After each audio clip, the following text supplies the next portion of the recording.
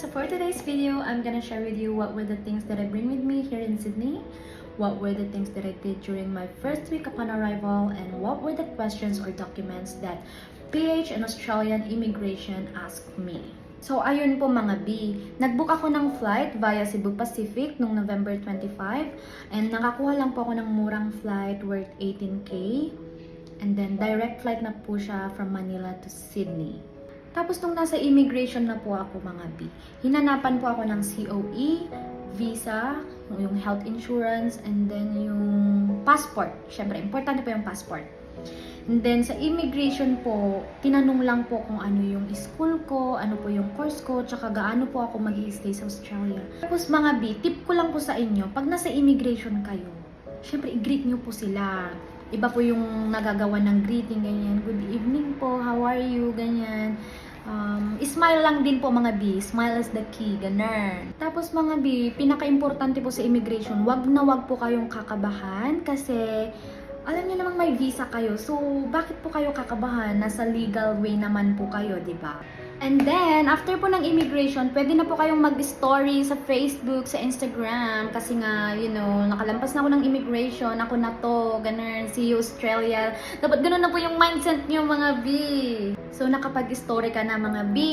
E di, ang next na gagawin, aantayin mo na lang yung aircraft. Siyempre, mag-aabang ka na lang kung tatawagin na yung parang flight number, ganyan, na pwede nang mag-boarding, ganyan-ganyan. And then, ayun nga mga B.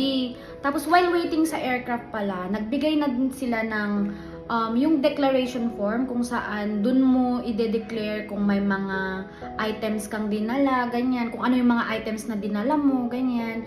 Andun, makikita nyo po lahat doon, yung declaration form. Tapos ayun nga mga B, yung declaration form, yun yung unang hahanapin sa inyo pagkalapag nyo po ng Sydney. So, importante po yun. Wag na wag nyo pong wawalain yun, mga B. Tapos ayun nga mga B, nung nasa airplane na ako, syempre gabi naman, hindi kahit namang nasa window seat ako, kung gabi naman, wala ka talagang makikita mga B, langit lang, maulap-ulap ganun. Tapos moment-moment ng kaunti, ganyan. And then, nung nasa Sydney na ako, ayan na. Dito na talaga nag-i-start mga B yung mga challenges sa buhay, ganyan, practice ng mag-English, ganun. And then yun nga mga B, sa immigration, sa Sydney, yung hinanap lang naman sa akin ay yung declaration form, yung visa of course, yung COE, and then yung passport. So, yung COE mga B, yun yung Certificate of Enrollment, yung nabanggit ko po yung COE sa previous vlog. So, nung natapos na ako sa immigration and na-claim ko na din yung luggage ko, lumabas na din ako, bale sinundan ko lang yung mga nakasabay ko sa aircraft, ganyan. And then, naghanap ako kung saan ba ako pwedeng makakuha ng SIM card. Buti na lang mga B, madami namang nagbebenta doon. So, kumuha ko ng SIM card and then, yung mga SIM card dito mga B, o-offeran kanila ng plan, ganyan. Pero, ayun, nabudol nga ako doon mga B, pero okay lang. Basta, sabi ko naman, magamit ko naman to, sabi ko, hindi naman sayang to, sabi ko. Ayun, yung una kong ginawa, bumili ako ng SIM card, so kinontak ko yung landlady ko, sabi ko, dito na po ako sa airport, ano na pong next step, saan po ako sasakay, ganyan, ganyan. Buti na, good thing talaga B, mabait yung landlady ko kasi ginaid niya talaga ako mga B kung anong platform ako sasakay, ganyan. Tapos saan ako bababa, ganyan. And then, bumili din ako ng Opal card. Yung Opal card mga B, hindi ka makakasakay ng train pag wala ka nun kasi itatap mo yon. Doon, parang doon na nade-deduct kung doon na po nade-deduct yung pamasahe nyo, ganyan. So, ayun, nagbili ako ng Opal card. And then, nagpa-recharge ako ng $50. Ayun lang mga B. So, yung Opal card and then SIM card. Yun po yung mga una kong binili sa airport. Pero mga B, hindi naman siya mandatory kung may magsusundo po sa inyo. Kasi, mostly naman yung mga may nagsusundo, may mga car, ganyan. Pero yung sa akin kasi mga B, wala nga akong relative dito. Kaya talagang solo flight, ganun. Eh di nung nakasakay na ako ng train, papuntang Central, ayun na, inantay ko na lang po yung landlady ko.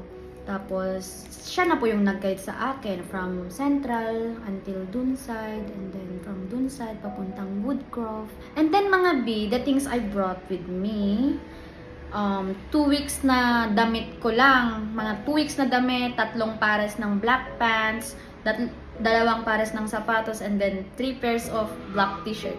Ayun, puro black mga B kasi nga inisip ko yung mga most common jobs kasi dito sa Sydney, talaga yung hinahanap. I mean, talagang parang uniform na black dapat, all black dapat yung gagamitin mo. Black na t-shirt na plain, black na pants, and then black socks, and then black shoes. So sa mga nagbabalak po, magdala na po kayo kasi 'di ba, yun din, sayang din yung masisave nyo pag dyan kayo sa Pinas bumili. And then, nagdala din po ako ng medicines. So, sa medicines po mga B, pag over the counter naman po yung medicine, pwedeng kahit hindi nyo na po siya i-declare sa declaration form. Tapos, ang alam ko po, yung mga dinideclare po sa declaration form na medicine ay yung may mga kailangan po ng prescription from the doctor. Kaya po ng mga nagme-maintenance, ganyan, kailangan po talaga ng prescription ng doctor. Tapos nagdala din po ako ng ng portable nebulizer kasi feeling ko kasi B dati parang may asthma kasi ako, tapos feeling ko baka atakihin ako dito, ganyan. So nagdala lang din ako pero hindi ko na po yung dineclare. Mga B, during my first week naman po dito sa Australia, bale yung ginawa ko po ng first day, sinamahan po ako ng landlady ko, bumili ng egg, milk, yung mga basic food, condiments, mga ganyan. And then next day, dun na lang po ako next day pa lang po ako nag-unpack ng mga gamit ko, tapos nagpahinga talaga ako. So yung next day na naman, yun na, Monday ata yun or Tuesday. Basta ayun, open yung mga offices, kaya ang una ko pong ginawa, nagpagawa po ako ng bank account. Sa pagpapagawa po ng bank account, bale passport lang yung hiningi sa akin and visa. Yun lang po yung pinakita ko. And then dito po pala sa Sydney mga B, madaming klaseng mga bank account. Merong Combank, Westpac, ANZ, St. George. Pero yung bank account ko po ay Combank. Kasi po yung Combank, yung may branch po kasi na malapit sa amin. So sabi ko mag-Combank na lang ako. And then yun din po yung pinaka-common na ginagamit dito sa Sydney.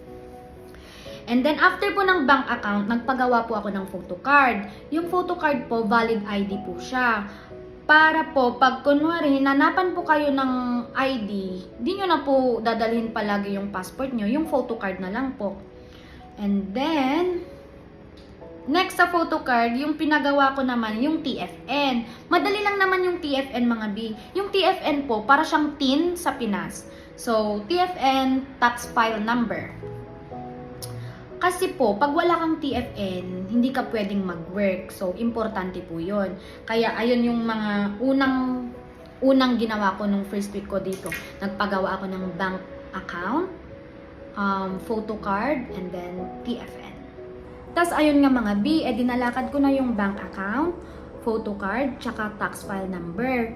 And then, ayun nga B, dinatapos ko na siya sa first week, diba? Wala pa akong job. Tapos sabi ko, hala, baka mahirapan ako maghanap ng job, ganyan-ganyan. Kahit anong job naman, pwede. Okay lang talaga sa akin. Tapos, naghahanap din po ako sa Seek, sa Indeed, sa Jora, lahat po mga B. As in, patuloy lang akong naghahanap. Kasi, importante dito mga B, dapat hindi po kayo pumipili ng job. And then, ang ilagay nyo po sa utak nyo mga B, importante po na merong pumapasok na income. Kasi, dito mga B, patuloy po yung yung pagbabayad po ng living expenses. Tuloy-tuloy po yung bayad ng rent per week. Tapos, kinontak ko po yung friend na nakilala ko po via Facebook. Sabi ko, be, baka naman may job na, may alam kang job dyan, pasok mo naman ako, ganun. So, importante po mga B, dapat makipagkaibigan po kayo. Kahit hindi nyo kilala, dapat makipagkaibigan po kayo. Kasi, mga B, andito kayo sa ibang bansa. Kailangan nyo talaga ng communication, ganyan. Kailangan nyo talagang makipagkaibigan. Kasi, sobrang hirap mga B pag mag-isa nyo lang, talaga, promise. Then, luckily, sa second week ko po dito sa Australia, meron na akong trabaho. Natanggap po ako, pinasok po ako ng friend ko, kaya malaki din po yung utang na loob ko.